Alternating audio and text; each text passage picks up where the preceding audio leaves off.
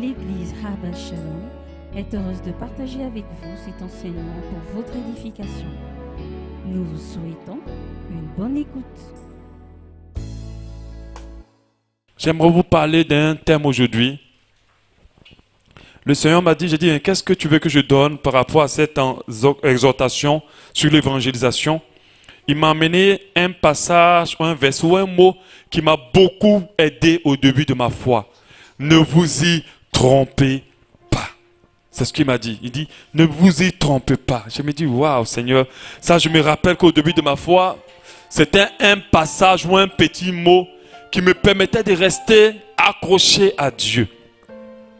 Ne vous y trompez pas. Le passage, c'est Galates 6, 7. C'est vrai qu'il y a plusieurs passages, versets plutôt de la Bible qui commencent par ce mot. Mais celui qui m'a beaucoup interpellé et qui m'a beaucoup permis de m'accrocher à Dieu et de comprendre qu'avec Dieu, on ne peut pas se tromper. Ce verset, c'est Galates 6, 7. Il dit, ne vous y trompez pas, on ne se moque pas de Dieu. Ce qu'un homme aura semé, il le moissonnera. Alléluia. Nous allons baisser la tête, prier par rapport à ce que Dieu veut transmettre ce matin. Tu vas dire, Seigneur, transmets quelque chose dont j'ai besoin. Père, je prie que tu prennes contrôle maintenant de cette parole. Et qu'au travers du verset que tu m'as donné, que ta puissance soit libérée. Et que le cœur fermé soit ouvert. Le cœur de pierre se transforme en cœur de chair. Qu'au nom de Jésus, aucune sémence ne soit volée dans aucun des cœurs. Et que tout ce qui sera semé ait de la puissance dans la vie. Papa, prends le contrôle de mes pensées, de ma bouche. Et parle maintenant à tous ceux qui sont présents. Afin qu'au travers de ce message, les cœurs se rapprochent de toi. Et les vies soient transformées dans le nom précieux de Jésus. Je ne veux pas parler de mon propre chef. Je ne veux pas parler selon l'inspiration que moi-même j'ai de ma chair. Mais je vais parler par l'esprit. Je vais parler par ton esprit. Conduis les choses. Et que ce message interpelle tous ceux qui ont besoin d'entendre parler de ton évangile ce matin. Dans le nom précieux de Jésus-Christ de Nazareth. Alléluia. Amen. Ne vous y trompez pas. On ne se moque pas de Dieu. Ce qu'un homme aura semé, il le moissonnera aussi. Vous savez, il y a un principe divin qui régit notre monde. Quand on parle de principe, on parle des choses que Dieu a établies contre lesquelles il est difficile d'aller. Alléluia. Contre lesquelles il est difficile d'aller. Et généralement, quand on parle de ces principes, on peut parler par exemple de la pesanteur, par exemple. Beaucoup d'hommes de Dieu en parlent. Quand tu jettes quelque chose en haut, sache qu'elle doit tomber. Elle ne va pas rester suspendue. C'est un principe que Dieu a mis. On appelle ça la loi de la pesanteur. Mais parmi ces principes, il y en a beaucoup plus. Et l'un de ces principes dont j'aimerais vous parler ce matin, c'est le principe de la semence et de la récolte. Le principe de la semence et de la récolte. C'est aussi un principe divin. Il s'est traduit par quoi? Si tu sèmes quelque chose, tu vas récolter cette chose que tu as sémée. Amen. Si tu n'as pas semé, tu ne peux pas t'attendre à récolter quelque chose. Si tu as semé une banane, ne t'attends pas à récolter des oranges. Parce qu'il y a d'autres qui se trompent avec ça. Si tu as semé une banane, ne t'attends pas à récolter des oranges. C'est le principe de la sémence et de la récolte. Donc ce que nous sémons, on va forcément le récolter. Et les gens qui n'ont pas la Bible peuvent dire, si tu sèmes le vent, attends-toi à récolter la tempête. Pour nous faire comprendre que ce que de fois revient vers nous est en grande majorité ce qu'on a semé nous-mêmes. Alléluia. En grande majorité ce qu'on a semé nous-mêmes. Et le diable, qui était un grand menteur, un grand trompeur, est derrière plusieurs personnes ou plusieurs vies pour les empêcher de réaliser ce principe-là. Donc il va les amener à dire, vas-y, rien ne t'arrivera. Vas-y, continue à faire. Continue à sortir avec le mari de cette femme. Continue à sortir avec cette petite fille. Continue à voler cet argent. Continue à regarder ces pornographies à la télé, ça ne va rien te faire. Continue, continue, continue. Et il va te le dire. Il va dire, tu peux, tu as le droit, Dieu te comprendra. Et le diable le dit à beaucoup de personnes. Et quand il le dit, c'est pour t'empêcher de réaliser le principe de la sémence et de la récolte. Il va te dire, Dieu est amour. Il ne va pas te condamner. Alléluia. Parce que moi, j'avais des personnes qui disent, mais Dieu est amour. Moi, je ne crois pas que l'enfer existe et puis qu'il puisse mettre les gens là-bas. Reste tranquille, jusqu'à la fin, je t'expliquerai.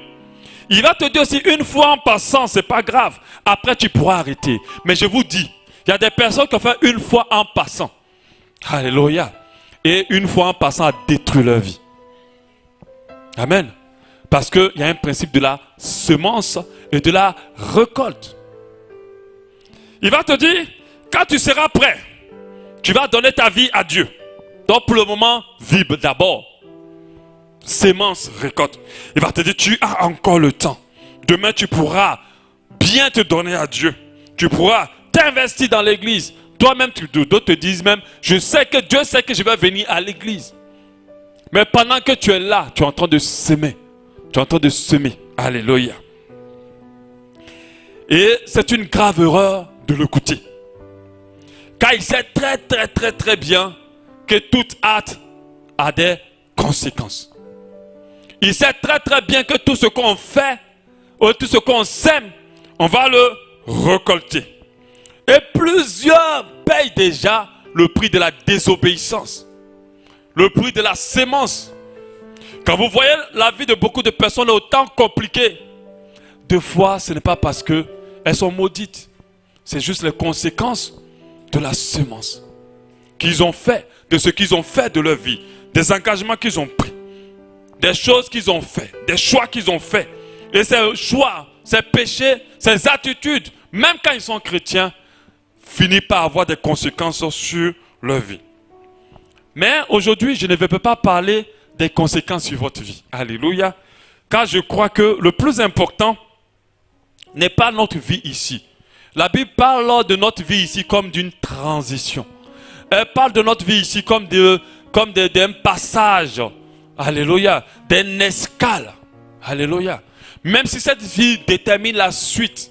Mais je vais vous parler plutôt de la conséquence éternelle, de la finalité éternelle ce matin.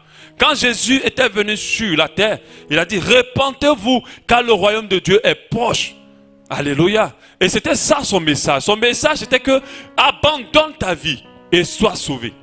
Alléluia. Et c'est de ce message-là que j'aimerais parler aujourd'hui. Le thème c'est ne vous y trompez pas. La question que chacun doit se poser. Où serai-je après ce monde? Où irai-je après ce monde? Quelle serait la suite de mon existence après ce monde? Et le diable qui était un trompeur, un menteur, va permettre à ce que cette question soit le cadet des soucis de plusieurs personnes. Et je dirais de la grande majorité. Beaucoup se lèvent le matin, ce n'est pas où je vais être après quand je vais mourir. Ce n'est pas ça qui est dans leur tête. Ce n'est pas ça leur souci, ce n'est pas ça leur inquiétude. Toute leur inquiétude, c'est comment faire pour avoir ma vie, comment faire pour avoir ma nourriture, comment faire pour m'occuper de mes enfants, comment faire pour construire ma maison, comment faire pour sortir aujourd'hui, comment faire pour avoir l'argent dont j'ai besoin. Ils sont concentrés sur les soucis de ce monde. Certains y pensent. Et des fois même les enfants de Dieu se disent, ah, où je vais aller? Quand on finit une prédication, un enseignement comme ça d'évangélisation, on y pense un peu, ça nous reste dans la tête. Ou bien quand on a raté la mort, on y pense un peu. Ou bien quand on a des problèmes vraiment qui nous dépassent, on pense à Dieu. Mais d'autres n'y restent pas. Parce que leur corps est trop attaché au monde, dont les soucis de ce monde commencent à tout compliquer. On a le verset de Matthieu 13, 22, qui parle de la sémence qui tombe dans les épines. Ces personnes sont conscientes que cette vie est éphémère. Mais le monde est trop doux pour elles. Elles ont trop de problèmes à gérer dans ce monde-là, qu'elles oublient carrément qu'elles ne sont pas là pour elles, mais elles sont là pour Dieu. Mais par contre, il y a certaines personnes, comme moi, tu vas dire comme moi, dis avant, comme moi, voilà, qui nous soucions de cela, qui vivons pour cela, qui nous préparons pour le retour du Seigneur, qui attendons avec hâte que Jésus vienne maintenant. J'espère que une sœur ne va pas me dire, qui va pas dire à Jésus, attends d'abord que je me marie avant de venir. Alléluia. Les enfants de Dieu doivent dire, Jésus, viens maintenant. Est-ce qu'on peut le dire ensemble? Jésus, viens maintenant.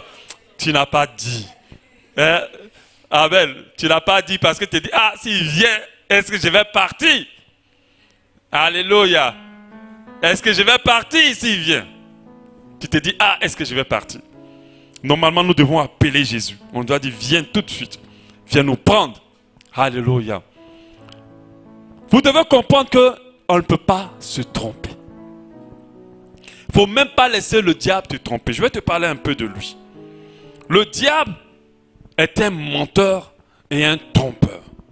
Il trompe beaucoup de personnes. Il ment à beaucoup de personnes. Il distrait un grand nombre en enlevant leur attention sur l'essentiel pour le mettre sur les futilités. La Bible dit que ce monde et tout ce qu'il contient est vanité des vanités. Si ton problème c'est le mariage, si ton problème c'est l'argent, si ton problème c'est les enfants, si ton problème c'est les millions, tu es vraiment en train de perdre ton temps dans la vanité des vanités. J'avais vu le funérail d'un boss. Tellement il était riche, on a voulu l'enterrer avec sa Hammer, sa dernière Hammer qu'il avait achetée, qu'il n'avait pas encore bien roulé. Donc on a mis le corps dedans, on a creusé un grand trou, on a mis la pauvre Hammer dedans. La pauvre Hammer qu'on pouvait donner à quelqu'un, elle va seulement se rouiller là, elle va rester dans le sol, il ne pourra pas la prendre. Tu ne prendras pas tes enfants avec toi, tu ne prendras pas tes millions avec toi, tu ne prendras aucune maison avec toi. Tu vas partir avec ce que tu as semé. Et c'est sur la base de ce que tu as semé que ton éternité sera définie. La Bible dit en Jean 8, 44, le diable, il parle du diable, vous êtes le père, vous avez pour père le diable, vous voulez accomplir les désirs de votre père. Il a été meurtrier dès le commencement. Il ne se tient pas dans la vérité parce qu'il n'a pas la vérité en lui. Lorsqu'il profère le mensonge, il parle de son propre fond, car il est menteur et le père du mensonge. Pourquoi on appelle Satan le malin? La Bible l'appelle le malin. Un malin, c'est quelqu'un qui trompe, mais qui trompe avec intelligence. Mais quand on prend malin, il y a mal dedans. Ce n'est pas quelqu'un qui va te faire du bien. Il y a mal à l'intérieur, mal et méchant. Quand on parle de malin, on parle de tromperie et de ruse. Alléluia. Quand on parle de malin, on parle de mal intentionné. Satan est là pour tromper un grand nombre. Pour leur faire croire que ce qui est important, c'est la terre et tout ce qu'elle contient. On dit, tu vas aller en France, on t'amène en Europe par exemple, je prends un exemple comme ça. Et puis quand tu arrives, tu viens à l'aéroport, on dit, tu attends là, hein? Attends bien, dans quelques temps je viens te chercher pour qu'on aille en France. Mais quand tu arrives à l'aéroport, tellement l'aéroport est beau, tu penses, oh c'est trop beau, tu restes là, tu perds ton temps là, tu couches ta maison, tu construis ta maison à l'aéroport. Mais est-ce que l'aéroport est ta destination? Et beaucoup sont restés à l'aéroport. Ils ne se sont pas préparés, ils ne se préparent pas pour le retour, pour la destination finale. Et l'ennemi, le diable, va commencer à mentir à beaucoup, à plusieurs. J'aimerais te parler des 5 mensonges que le diable met dans le cœur de beaucoup pour les tromper. Afin qu'eux-mêmes se trompent. Et lorsqu'ils seront devant Dieu, ils vont se dire, waouh, je ne savais pas. On ne m'a pas dit, mais Dieu va dire non, on t'a dit. À plusieurs reprises, on t'a parlé de Jésus. Mais ce qui t'intéresse le plus, c'est ta petite vie. C'est comment tu vas t'en sortir pour être vu. L'orgueil de la vie et les convoitises du monde. C'est ça ton souci. Donc du coup, tu risques de rater le royaume. Les 5 mensonges du diable pour te tromper. Le mensonge 1. Il va te dire, Jésus n'a pas existé. Jésus n'existe pas.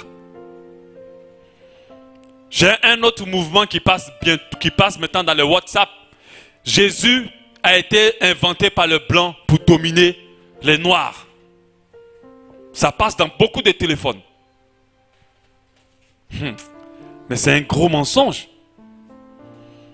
Parce que moi qui travaille dans le domaine du web et qui ai des connexions avec des blancs, j'ai des blancs qui sont convertis, qui ont le Seigneur et qui ont changé de vie. Récemment, je lisais hier le témoignage d'une Américaine qui tournait des films pornographiques. Elle en a tourné jusqu'à 200. 200 films pornographiques. Elle a donné sa vie à Jésus. Et elle a marié un pasteur, elle est prédicatrice de l'évangile. Mais comment un Jésus inventé peut changer une pornographe à une personne qui aide les gens? C'est du mensonge. Peut-être que les colons ont voulu l'utiliser pour dominer les gens. Mais la parole de Dieu existe avant eux. Amen. La parole de Dieu existe avant eux. Ce n'est pas eux qui l'ont écrit. Et ils l'ont découvert. Dieu existe avant eux. Jésus existe avant eux. Et il y a plusieurs théories qui parlent du fait que Jésus n'a pas existé. D'autres théories qui disent que non, ce n'est plus lui qu'on doit prier. D'autres théories disent que tous les chemins mènent à Rome. Prends les autres chemins. Ce n'est pas à Rome que tu te trouveras. Amen. Avec Dieu, il n'y a qu'un seul chemin. Jésus ne dit pas que je suis un chemin. Il ne dit pas que je suis un nom. Il dit je suis le nom. Il ne dit pas que je suis une porte. Il dit je suis la porte. Et je suis le chemin, la vérité et la vie. Tu prends un autre chemin, tu ne vas pas te retrouver à Rome. Et aucun autre chemin va t'amener là-bas.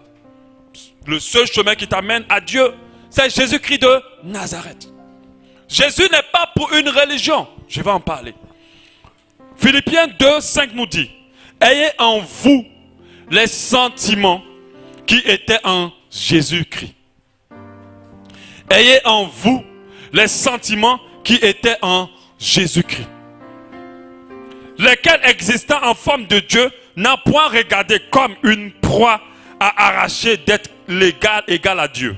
Mais s'est dépouillé lui-même en prenant une forme de serviteur, en devenant semblable aux hommes et en ayant paru comme un simple homme, il s'est humilié lui-même en se rendant obéissant jusqu'à la mort, même jusqu'à la mort de la croix. C'est pourquoi aussi Dieu l'a souverainement élevé et lui a donné le nom au-dessus de tout nom, afin qu'au nom de Jésus, tout genou fléchisse dans les cieux et sur la terre et sous la terre, et que toute langue confesse que Jésus-Christ est Seigneur, à la gloire du Dieu le Père. Le diable te mentira que Jésus n'est pas le chemin. Le diable te mentira que Jésus ne sauve pas. Il va même te dire que Jésus n'a pas existé. Mais quelqu'un qui n'a pas existé, et puis on compte les années de notre existence sur son année, sur sa date de naissance. On est en 2018, Jésus a 2018 ans, si il était encore parmi nous. Mais il n'est pas mort. Il est vivant, il est auprès du Père. Quelqu'un qui n'a pas existé, et toute l'histoire des hommes dit toujours avant et après Jésus. Quelqu'un qui n'a pas existé. Quelqu'un qui n'a pas existé, aujourd'hui on voit des miracles seulement en prononçant son nom. Fais le test. Si tu as quelque chose qui ne va pas dans ta main, c'est dans ton corps, dans ta vie. Si c'est ton corps, tu es malade, pose là, mais tu dis au nom de Jésus, je suis guéri. Et tu vas voir ce qui va se passer. Quelqu'un qui n'a pas existé, c'est un mensonge du diable. Ne laisse plus Satan te mentir. Il a bel et bien existé. Les scientifiques feront tout, mais ils reconnaissent tous qu'il a existé. Ils feront tout, mais ils ne pourront jamais contredire le mouvement qui se passe dans le cœur. Tu peux adhérer à n'importe quoi, mais tu adhérer à Jésus, avoir Jésus dans sa vie, ce n'est pas pareil que d'adhérer à n'importe quoi. C'est trop différent. Il n'y a aucun nom qui peut nous permettre d'être meilleurs. Il n'y a aucun nom qui a une telle puissance pour nous libérer réellement. Il n'y a aucun nom qui peut changer les situations les plus complexes qui puissent exister en des situations comme s'il n'y avait rien eu auparavant. Jésus, c'est un nom trop puissant. Et ça, c'est un mensonge du diable. Même des enfants de Dieu pensent que Jésus, c'est un conte de fées. Ils sont en Jésus, mais quand tu le vois dans la pratique, c'est un conte de fées pour eux. Parce que la foi, c'est quoi? La foi, c'est pas de dire Jésus. Ici au Gabon, tout le monde crie Jésus. Tout le monde. Même les prostituées, avant de sortir, Seigneur Jésus, donne-moi beaucoup de clients aujourd'hui. Tout le monde dit Jésus. Mais les gens ne réalisent pas qu'il existe réellement et qu'il change la vie.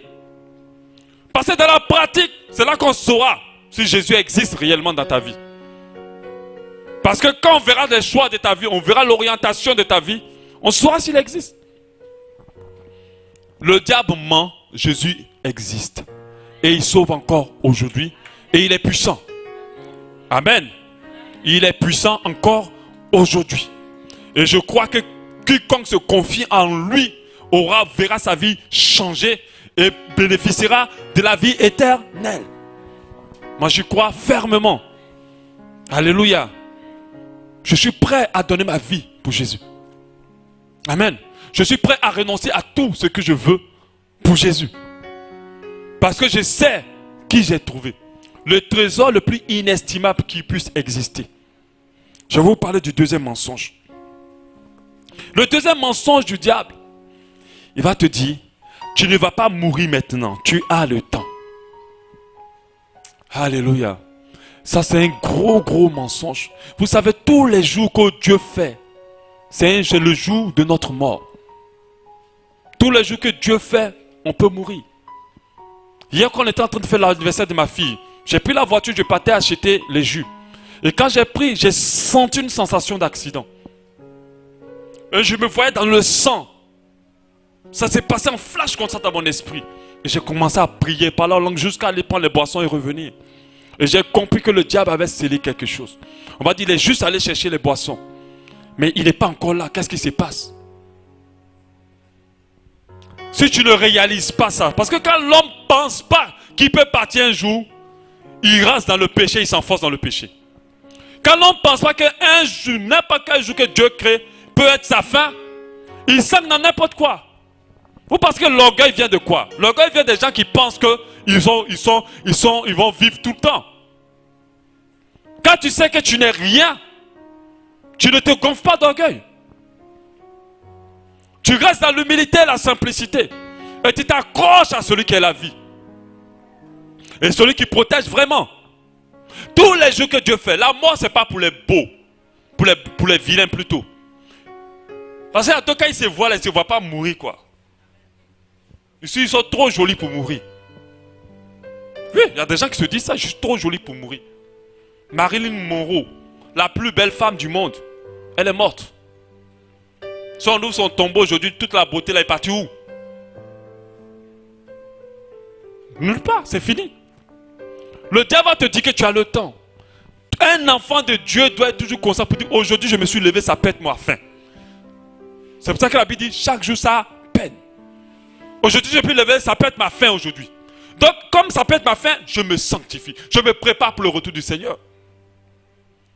Mais quand tu te dis que demain, oui, je vais fêter, mais tu n'as pas compris.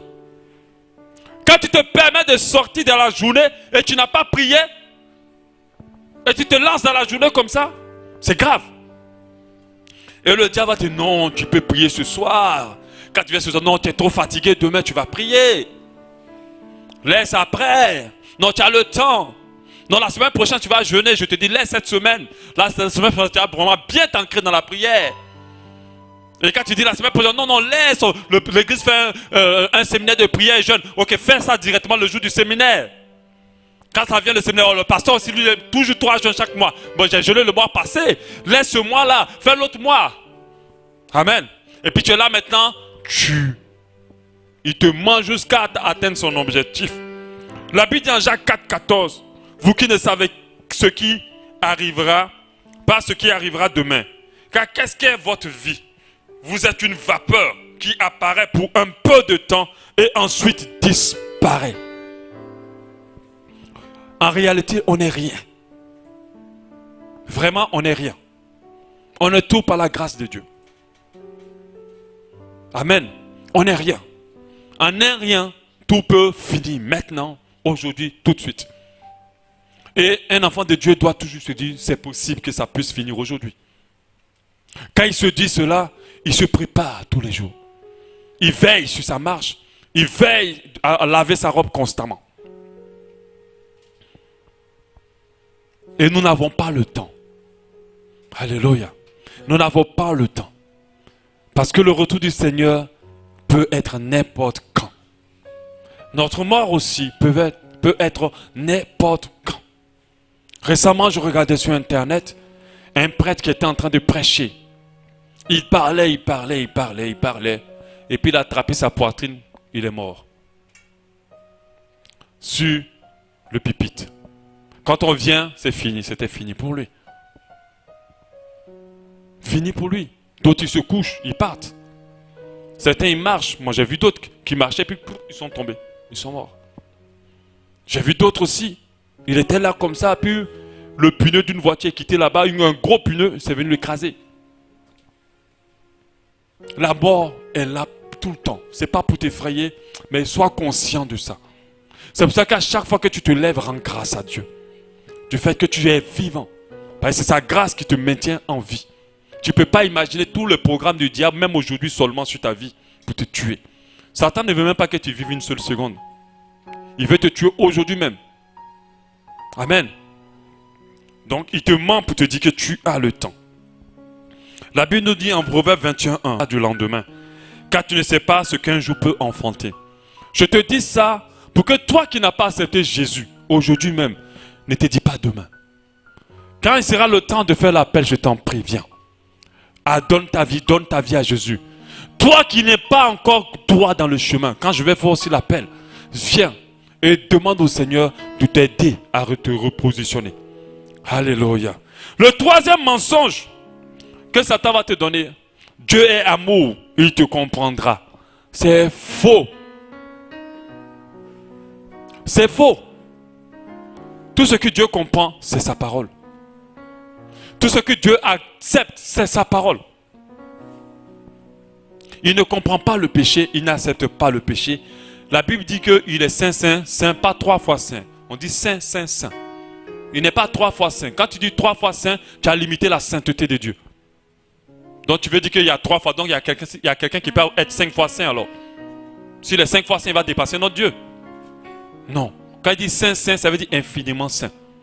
À chaque fois que tu as atteint un niveau de Dieu, puis tu dis, il est saint. Pendant que tu clignotes l'œil, la sainteté s'est multipliée. Amen. Et c'est infiniment. C'est-à-dire que sa sainteté ne s'arrête jamais. Dieu ne peut pas comprendre quelqu'un qui vit dans le péché. Dieu ne peut pas comprendre quelqu'un qui ne prend pas du temps avec lui. Dieu ne peut pas comprendre quelqu'un qui ne lui a pas donné sa vie. Il ne peut pas comprendre cela. Lorsqu'on a lu la parabole de l'ivraie et du blé dans la Bible, on a dit qu'il y a une personne, un cultivateur qui est sorti, qui a planté son blé tranquillement. Et pendant qu'il va se coucher, la nuit, un bandit vient planter de l'ivraie, c'est-à-dire de la mauvaise herbe. Et quand il se lève, il voit qu'il y a la mauvaise herbe dedans. Il a dit, ok, ne coupez pas, laissez pousser ensemble. Après, on va distinguer qui est bon, qui est mauvais. On va enlever le bon pour le garder dans le grenier. Et on va enlever le mauvais, on va le jeter au feu. C'est ce qui va exactement se passer. Il n'y aura pas de nuance. Dans ce monde, il y a 2 catégories de personnes. Ceux qui sont avec Dieu, pas Jésus, et ceux qui sont avec le diable. Il n'y a pas de métis.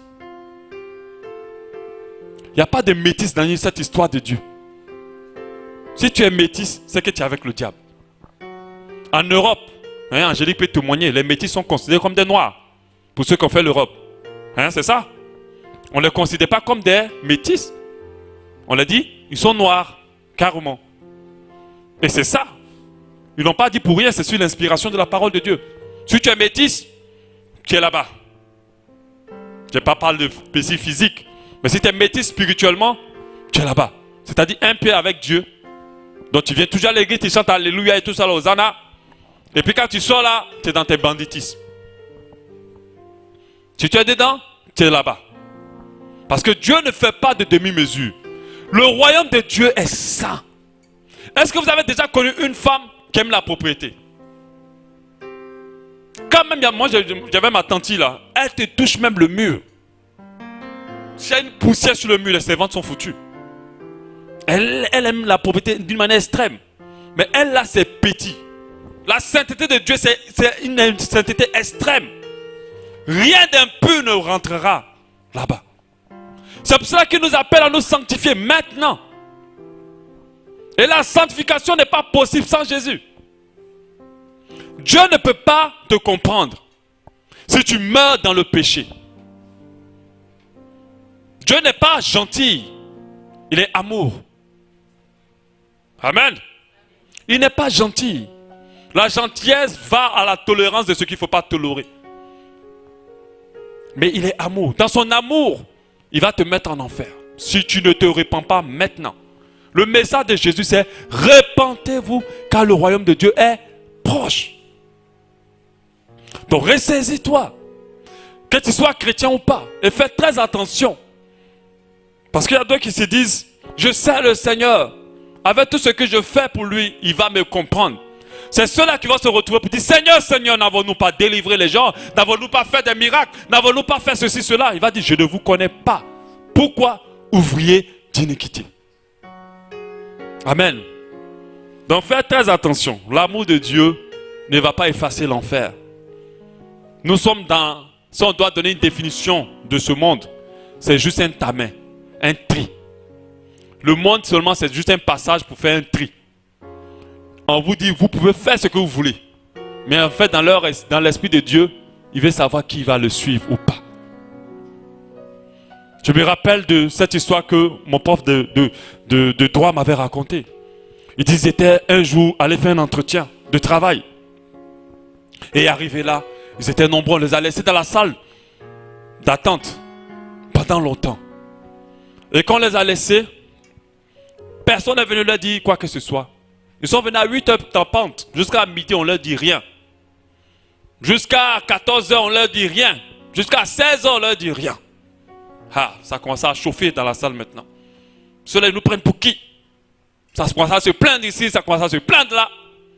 Ça parlait dans tous les sens. Et mon prof de droit dit, il était même lui-même le meneur de la rébellion dans la salle d'attente. Et arrivé un moment, à 18 h, un monsieur vient tranquillement. Il dit, monsieur, l'entretien a été fait. On dit, mais comment? Mais il y avait des caméras. On voulait juste voir ceux qui savent gérer leur tempérament, qui savent se maîtriser. On avait besoin d'abord de quelqu'un qui ait ce caractère. On a chassé tout le monde, y compris mon prof de droit.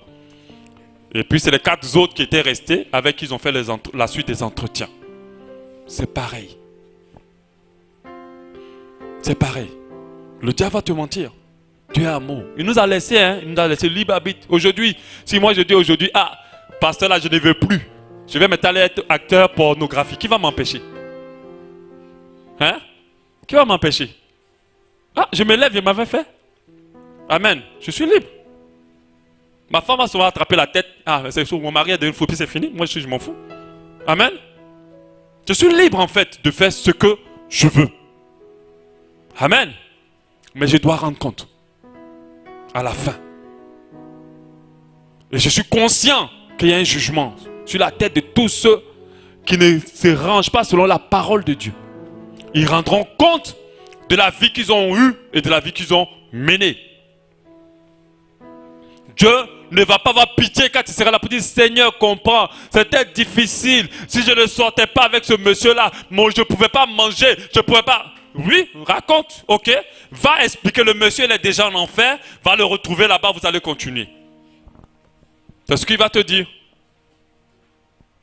Il n'y a pas une histoire de truc. Tous ceux qui racontent la visite de l'enfer, les gens leur disaient, Seigneur, aie pitié, même une seule seconde. Et qu'est-ce que Jésus faisait? Il les regardait, il pleurait. Et puis c'est tout. Il ne fait rien de plus. Amen. Je te dis vraiment, prends la décision de changer.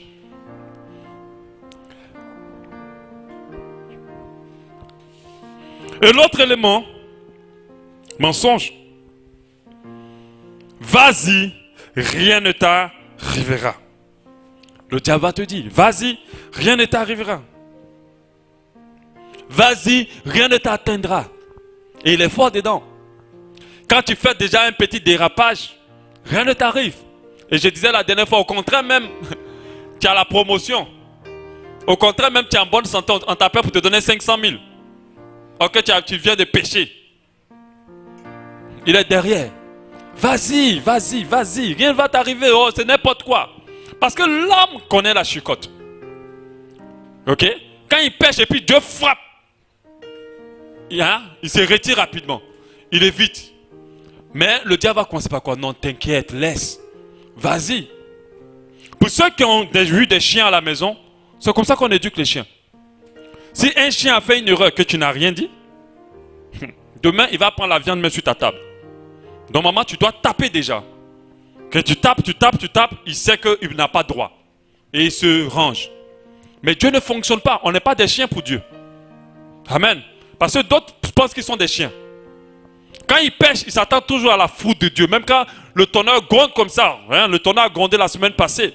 Je suis sûr qu'il y a des gens qui se sont levés pour dire Seigneur, pardonne-moi tous mes péchés. Je t'en supplie, pardonne-moi. Dites la vérité. Parce que eux, ils se sentent comme des chiens. Quand ils pêchent, il faut que Dieu les frappe. Mais des fois, Dieu ne frappe pas. Parce que ce que Dieu veut, c'est quelqu'un qui l'aime pour lui. C'est quelqu'un qui le suit parce qu'il l'aime. Qui veut qu'on le suive parce qu'on a peur de lui? Personne. Si tout le monde qui sont autour de toi ont peur de toi, c'est pour ça qu'ils font tout ce que tu dis. Mais tu es en train de... Le jour où tu as un problème, tu vas être seul. Amen. Quand on parle d'adoration, l'adoration, ce n'est pas pour les gens qui craignent, qui ont peur de Dieu. C'est pour les gens qui aiment Dieu. Donc le diable va te dire, vas-y, rien ne va t'arriver. Vas-y, rien ne va te toucher. Et des fois, tu vas aller et rien ne va vraiment pas t'arriver. Mais fais très attention. Tout cela s'emmagasine. 1 Corinthiens 6, 9 dit, ne vous y trompez pas. Les injustes, c'est-à-dire ceux qui pêchent, n'hériteront point du royaume de Dieu. Ne vous y trompez pas, ni les impudiques, c'est-à-dire ceux qui vivent dans le sexe, ceux qui ont des rapports sans mariage, ne pourront entrer dans le royaume de Dieu. Même si tu veux, explique-le comme tu veux.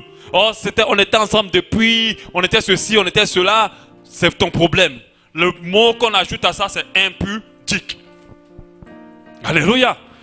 Les impudiques, les idolâtres. L'idolâtrie, c'est à chaque fois que tu utilises quelque chose, tu accordes du sacré à quelque chose de physique.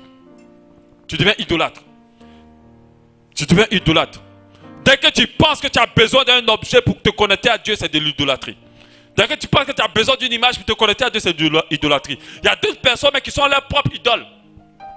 Elles s'aiment tellement qu'elles s'aiment au point même d'aimer, d'être au-dessus, d'avoir de l'amour pour elles au-dessus même de celles qu'elles ont pour Dieu. C'est de l'idolâtrie.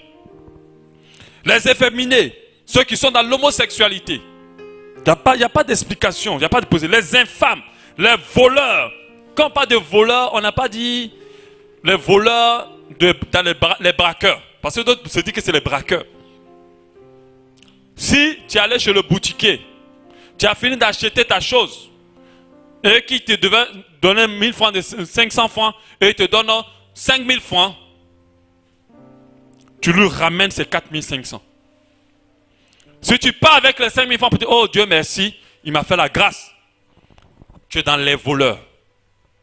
Parce que tu es un voleur. Les voleurs n'y rentreront pas. Les cupides, ceux qui aiment l'argent. Vous savez, quand Dieu parlait de l'amour de l'argent, et Dieu parlait de maman et se positionne contre maman, j'ai dit, waouh, mais comment Dieu peut se mettre comme...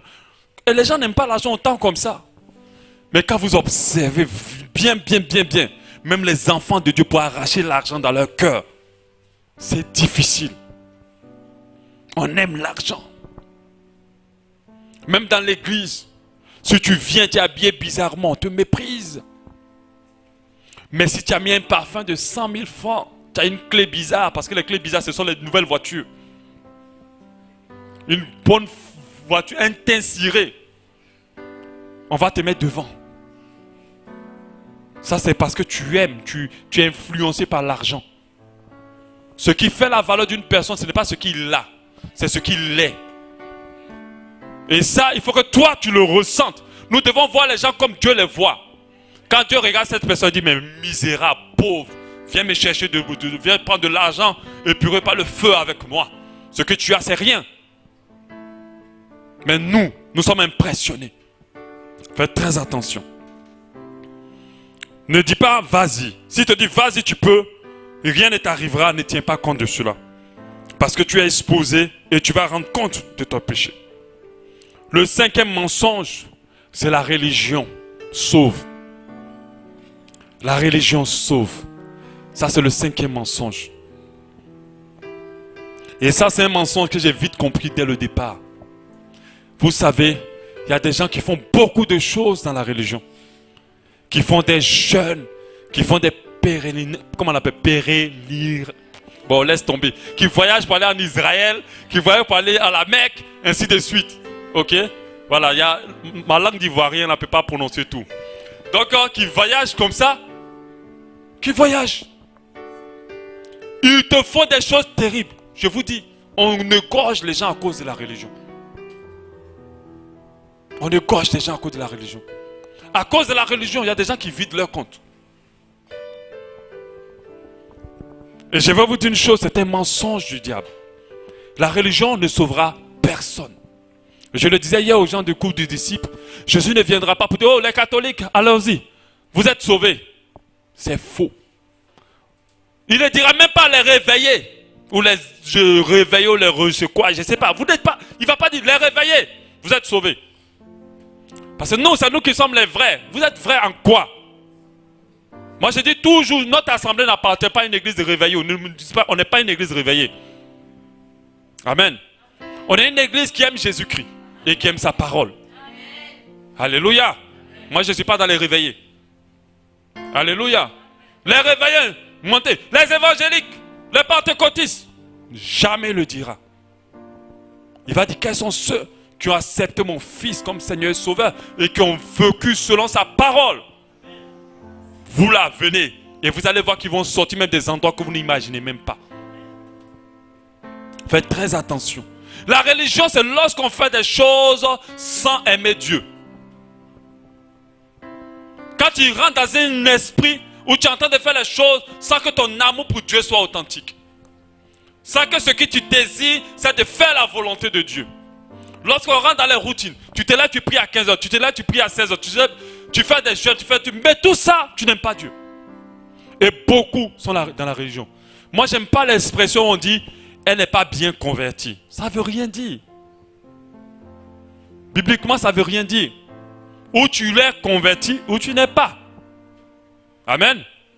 Ou tu es en Jésus, ou tu n'es pas. La religion ne sauve pas. La religion ne sauvera jamais. C'est pour ça que chacun de nous, nous devons chercher Jésus plus que toute autre chose. Nous devons donner notre vie à Jésus. Nous devons marcher selon sa parole. Il a dit que si tu l'aimes, tu gardes sa parole. Aujourd'hui, quand on critique la religion catholique, il y a des gens qui sont frustrés. Quand on critique la religion musulmane, on peut même t'égorger. Tes jours sont déjà comptés. Pourquoi? Jésus n'a créé aucune religion.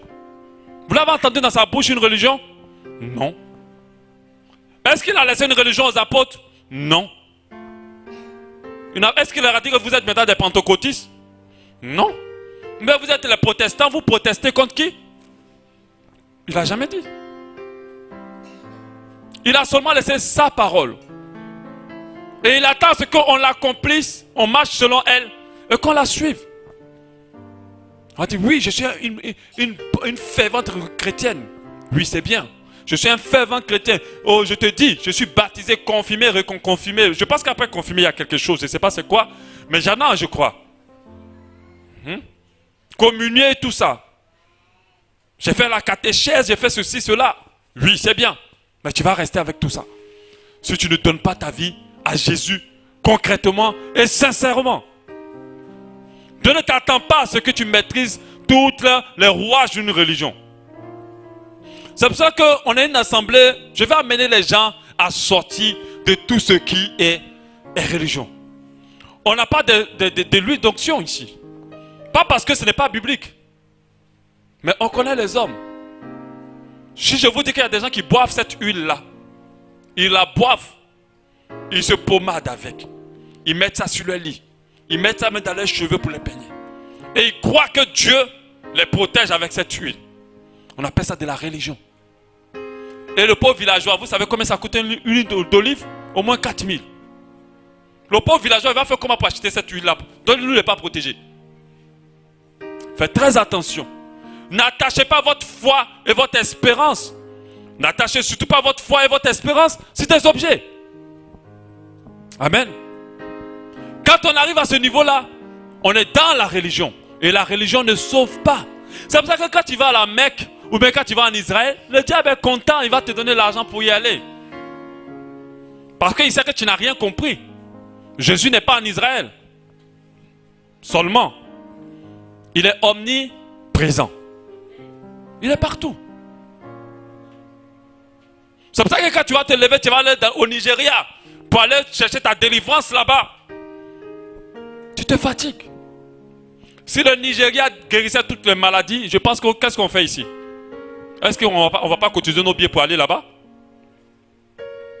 Mais c'est parce que non. Dieu guérit dans cette nation. Et la puissance de Dieu est ici aussi. Alléluia. Parce que Jésus est là. Et ça, il faut que vous compreniez. C'est un mensonge du diable. Et moi, je suis issu d'une famille musulmane. Je vois comment mes parents se lèvent les 5 heures du matin. Comment ils font le carême. Comment ils s'investissaient. Ils donnent beaucoup d'argent pour les sacrifices quand c'est la tabaski. Mais moi, très vite, j'étais sorti de là. À 10 ans déjà, je ne supportais plus manger le mouton. Parce que je ne supportais pas le dos, ça me rendait malade. Mais Dieu savait que j'étais consacré, que je ne pouvais plus continuer à manger ces sacrifices-là. À 10 ans déjà, j'avais arrêté, je ne pouvais plus. Donc à chaque fois qu'on sacrifiait le mouton, on devait me faire une nourriture à part. De la viande normale. Et les gens me trouvaient bizarre. Mais pas parce que même quand je sentais l'odeur, j'avais des fortes migraines. J'avais l'impression que les moutons étaient envoûtés. Et je ne mangeais pas. Quand ils ont commencé les histoires des musulmans, mes frères et mes soeurs se sont embarqués dedans. J'étais le seul qui n'était pas musulman, mais je n'étais pas chrétien aussi. Parce que je ne sentais rien dedans. Moi, je cherchais un Dieu vrai. Je ne cherchais pas l'hypocrisie. On fait tout ça, mais on n'a pas Jésus. On fait tout ça, mais notre vie n'est pas correcte. Après, quand je les vois à la maison, on critique, on parle mal, on fait des mauvaises choses. Je dis, mais non, mon Dieu n'est pas comme ça. Et ça, c'est la religion. Mais vous ne pouvez pas imaginer les millions que mon père a investis dans cette religion. Il a payé même la Mecque pour certaines personnes, elles sont parties. Et quand elle vient, on dit elle Hajj. Elle revient, on les prend maintenant pour des petits dieux. Mais elles vont mourir comme tout le monde. C'est une grave erreur. Il ne faut pas dire c'est parce que tu n'as pas fait le chapelet aujourd'hui que ta vie n'est pas protégée. Si tu as un chapelet, je t'en supplie. Je n'ai rien contre la religion catholique. Mais j'ai tout contre Satan et ses œuvres. Et je vais prêcher contre ça. Il faut jeter. Il n'y a rien dedans. Amen. Il n'y a rien. Si tu as une statue chez toi, il faut jeter. Si tu as une petite protection de la famille, ou quelque chose qu'on te dit, ça va te porter chance, il faut jeter. Amen. Parce que tu as celui-là qui est puissant et qui est fort, qui va te donner la capacité d'expérimenter des choses grandes. C'est Jésus. Veille à ce qu'il soit chez toi et qu'il soit dans ton cœur. Et comme lui, il est spirituel, il est partout avec toi, il t'accompagnera partout. La Bible dit la religion pure et sans tache en Jacques 1, 27. Devant Dieu, notre Père. C'est comme si Dieu donnait une définition pour dire, vous voulez la religion, non? Ok, je vous dis, voici la religion que vous devez faire. Consiste à visiter les orphelins et les veuves. Quand vous voyez dans cette passage, visiter les orphelins et les veuves, c'est d'aimer son prochain, se soucier des autres. C'est ça la vraie religion. Et ils complètent, bien sûr dans leur affliction, et persévérer, se préserver des souillures du monde. Il dit, tu veux pratiquer une religion, préserve-toi des souillures du monde. Et puis aime les gens. Mais je dis, si tu n'as pas Jésus, c'est impossible.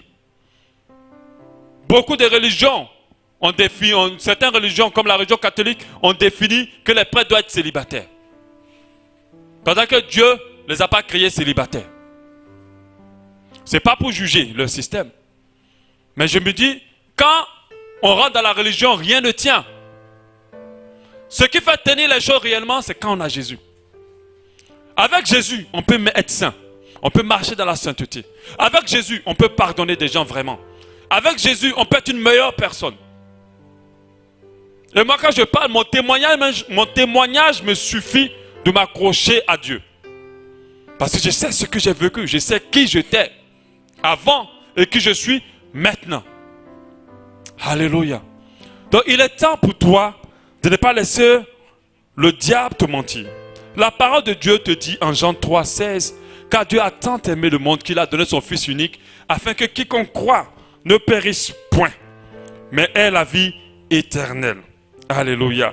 Au verset 17, elle dit, Dieu en effet n'a pas envoyé son Fils dans le monde pour qu'il juge le monde. Donc, Jésus n'est pas là venu pour te condamner, mais pour que le monde soit sauvé par lui. Celui qui croit en lui n'est point jugé, mais celui qui ne croit pas est déjà jugé, parce qu'il n'a pas cru au nom du Fils unique de Dieu. Et ce jugement, c'est que la lumière étant venue sur le monde, les hommes ont préféré les ténèbres à la lumière parce que leurs œuvres étaient mauvaises. Alléluia. Aujourd'hui, c'est le jour pour quelqu'un de prendre une importante décision. C'est le jour pour quelqu'un de prendre une importante décision. Et quand je dis quelqu'un, je ne parle pas seulement de ceux qui sont invités. J'aimerais parler de ceux même qui se disent déjà chrétiens. Parce que d'autres qui sont déjà chrétiens n'ont pas encore décidé. Ont des vies qui ne sont pas correctes. Ne vous y trompez pas. Si tu continues à avoir cette vie, tu ne sois pas surpris que lorsque tu te retrouveras devant le Seigneur, que tu n'aies pas droit au royaume de Dieu. Ne sois pas surpris. Alléluia. Amen. L'église Abba Shalom remercie le Seigneur pour cet enseignement qui perfectionnera votre foi. Pour plus de renseignements sur notre assemblée, veuillez nous joindre au plus 241 07 93 10 00 ou faites un tour sur notre site internet www.abbashalom.org ou encore visitez notre page Facebook. Abba Shalom, expérimentez l'amour et la paix de Dieu.